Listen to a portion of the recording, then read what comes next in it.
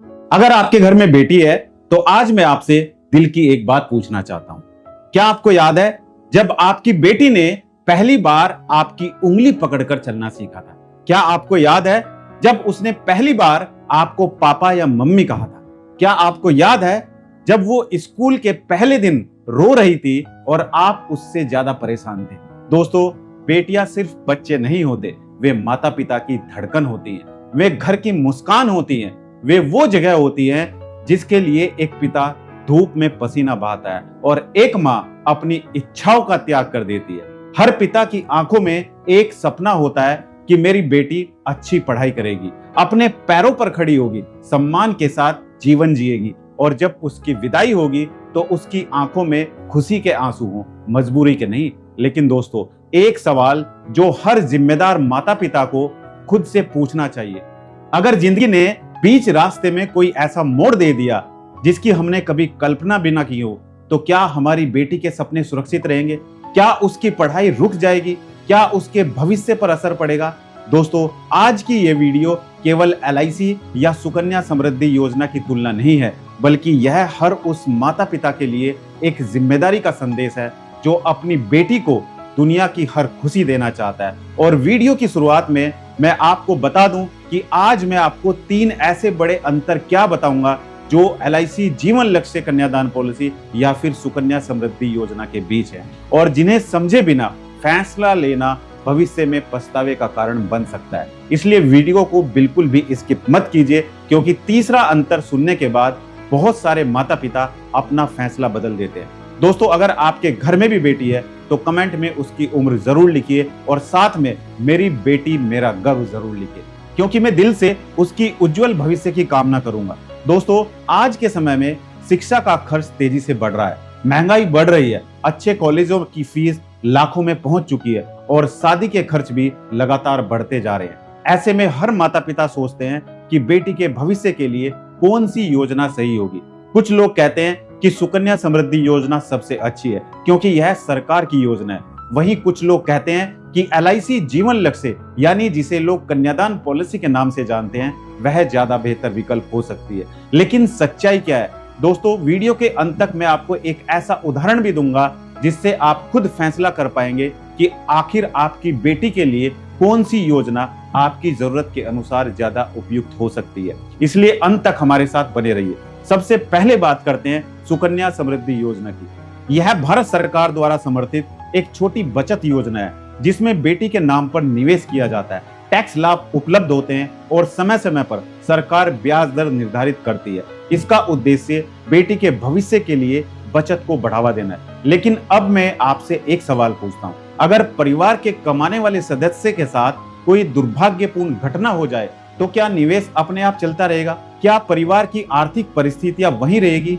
क्या बेटी के सपनों की गति वैसी ही बनी रहेगी? बस दोस्तों, यहीं से शुरू होता है पहला बड़ा अंतर, और यह अंतर हर माता पिता को समझना चाहिए।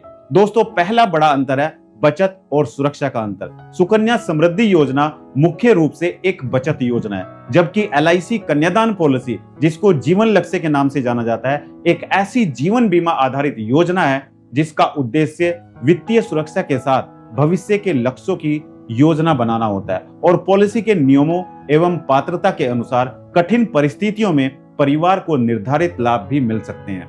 दूसरा बड़ा अंतर, लक्ष्य आधारित योजना। बहुत सारे माता पिता सिर्फ ये सोचकर योजना चुन लेते हैं कि कहां ज्यादा रिटर्न मिलेगा, लेकिन एक समझदार माता पिता यह भी सोचता है कि अगर मैं अपनी बेटी के साथ हर परिस्थिति में खड़ा न रह सका तो क्या मेरे सपने उसके साथ खड़े रहेंगे? क्या उसकी पढ़ाई प्रभावित होगी? क्या उसकी उच्च शिक्षा, हायर स्टडीज, हायर एजुकेशन का सपना अधूरा रह जाएगा? क्या उसकी शादी के समय परिवार आर्थिक दबाव में आ जाएगा? दोस्तों, यही सोच एक सामान्य बचत और जिम्मेदार वित्तीय योजना के बीच का अंतर पैदा करती है।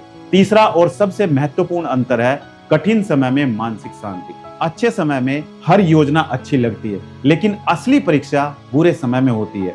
तब कौन सी योजना परिवार को सहारा देती है? कौन सी योजना माता पिता को यह भरोसा देती है कि उन्होंने अपनी जिम्मेदारियों की तैयारी कर ली है? दोस्तों, बेटियां बहुत छोटी छोटी बातों में खुश हो जाती हैं। उन्हें महंगे गिफ्ट नहीं चाहिए होते, उन्हें बस ये भरोसा चाहिए होता है कि उनके माता पिता हमेशा उनके साथ रहे। जब बेटी स्कूल से आकर अपने पापा के गले लगती है और कहती है, पापा मैं बड़ी होकर आपका नाम रोशन करूंगी, तब शायद उस पिता की सारी थकान खत्म हो जाती है। जब माँ अपनी पसंद की चीज छोड़कर बेटी की किताबें खरीदती है, तब वह त्याग दुनिया के किसी भी निवेश से छोटा नहीं होता। दोस्तों, अगर आपके घर में बेटी है तो इस वीडियो को एक बार अपनी पत्नी के साथ जरूर देखिए और बैठकर चर्चा कीजिए कि क्या आपने उसकी पढ़ाई, उसके सपनों और उसके भविष्य के लिए सही तैयारी की है या नहीं। वीडियो को अभी बंद मत कीजिए, क्योंकि मैं आपसे एक बहुत महत्वपूर्ण बात कहना चाहता हूँ।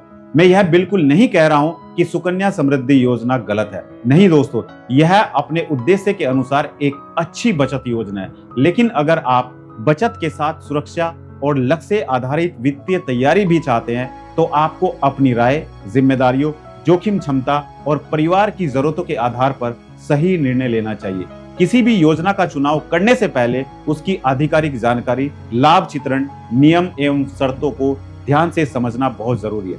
दोस्तों, आज रात जब आपकी बेटी सो जाए तो उसके सिर पर हाथ रखकर एक बार खुद से पूछिए, क्या मैंने उसके लिए सिर्फ सपने देखे हैं या उन सपनों को पूरा करने की तैयारी भी की है? क्योंकि जिम्मेदार माता पिता केवल बच्चों को जन्म नहीं देते, वे उनके सपनों की सुरक्षा भी करते हैं। अगर आज की इस वीडियो ने आपके दिल को छुआ हो और आपको सोचने पर मजबूर किया हो, तो कमेंट में मेरी बेटी मेरा गर्व जरूर लिखिए। इस वीडियो को हर उस माता पिता तक शेयर जरूर कीजिए जिनके घर में बेटी है, ताकि यह जानकारी अधिक से अधिक परिवारों तक पहुंच सके।